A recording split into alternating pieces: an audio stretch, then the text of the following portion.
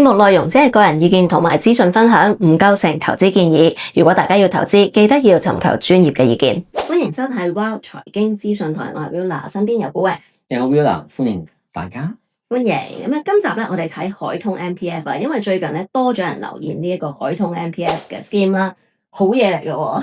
唔係咁，之前其實可能大家都會忽略咗，因為佢個規模實在太低啊，係啊，咁可能得嗰幾億貨仔，咁突然間佢殺出嚟，可能佢有隻南韓股票基金啦，咁可能呢都市場唯一獨家嘅，咁又升得唔錯，咁大家就會再睇多少少，咁可能再睇多一段時間，發覺其實連埋佢其實 total 佢本身得7隻基金啫嘛，啲7隻基金都跑贏晒，全部都跑贏幾多添啊？有啲係啊，咁所以就咁想呢一集可能介紹啦。咁不過想提一提就係因為網友都同我反映轉過去咧個時間好長，點解咧？唔知可能佢啲客服咧少，哦，咁變咗佢又一轉會又無論係由用嗰個 eMPF 又好咩都好啦，咁其實可能都講緊2-3個禮拜都要唔係用禮拜嚟計啊，月嚟計啊，2-3個月啊，咁誇張？係啦，咁可能大家如果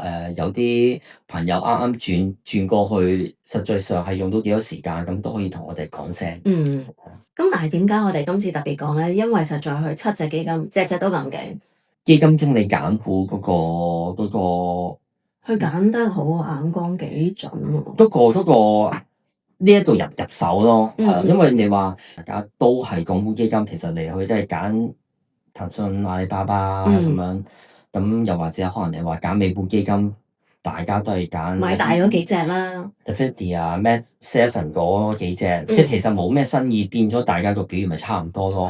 咁004點解海通會跑出咧？咁其實都係一個揀股個因素。好冷門啫，我睇佢揀啲股份。嗱，可能我哋講咗佢點樣跑贏晒同業全部啦，即係你會見到即係南韓基金咁佢自己獨家咁冇辦法啦，咁樣佢升幾多都其他人都冇得比較啦。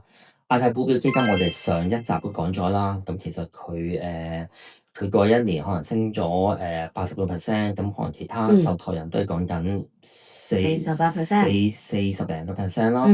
咁港股基金叫做比較接近少少噶啦，係啦。咁26同埋22，咁環球股票基金你會見到啦，又係一半嘅60個 percent 同埋30個 percent，即係講緊過去一年啦，係啦。咁連啲懶人基金啊，係咯，核心累積啊，又或者係65歲後啊，你會見到其實係比普通平均係多咗成倍嘅。係啊，咁正因為佢自己咧就唔係跟大佬咯。即係真係比較冷門嘅選擇。我哋睇啲個股係啦，咁可以睇翻啦。咁其實佢今次我用兩隻嚟舉例啦，隻亞太基金同埋隻環球基金啦。咁亞太基金其實你會見到佢10大持倉，其實嗱除咗隻台積電，我覺得喺其他大家都應該會有嘅。大部分行家都有之外，其他嗰啲其實咧就真係好冷門啦。唔係冷門咧，即係喺個 MPF 嗰個Top 10入邊就少啲咯，係咯。即係切合到嗰個 AI 主題啊，都有幾隻係㗎。係啊，即係你見到第一股，第二隻嗰隻啦，係啦，咁嗰隻其實就係類似日本版嘅 MU 咯，係啦，咁另外就可能你話Nitto 嗰隻其實又係啲 AI 嘅周邊股份嚟嘅，咁都係啲基建類啊。唔係，佢係有啲物料啊，咩纖維？係啦，纖維咁樣。咁你會見到佢哋一升，可能佢一年升咗成30倍、6倍咁樣。咁其實嗰個幅度係誇張嘅。咁呢啲以往比較冷門啲咧，其實你話其他受託人未必冇，但係佢一定唔會擺喺 Top 10咯。係咯。雖然話喺 Top 10啫，都係2-3個 percent 啫喎。係。咁但係佢你通常你咁樣擺一落去，咁我估其他行家可能得個0點幾，又或者1都冇咁樣。咁呢個就係嗰個表現嘅差異個分別咯。係，咁你相對翻可能佢有時其實你見港股佢都唔少㗎，咁只不過你見佢啲港股嗰啲名其實好多時候咧就係今年炒得比較勁嘅AI 概念咯，係。係咯。咁其實如果咁講，佢其實成個倉都好側重喺 AI。係啦，咁所以我諗我都要提醒一句啦。咁即係如果你呢一期真係你開隻 AI 嗰翻，咁佢咪叭聲咯。佢會換㗎嘛？咁現 touch wood 佢個市況急轉直下，咁你未必轉得切咯。咁佢到嗰時就會傷啲咯。咁所以我覺得就呢啲就係要自己衡量翻，係啦。海通就冇美股基金嘅，咁但係佢嗰隻環球基金，環球股票，佢嘅個名叫做環球分散基金咯，係啦。我係未見過呢一隻咧啲環球股票基金咧10大持倉係冇咩7嘅，係冇嘅。佢係真係冇嘅，你見到？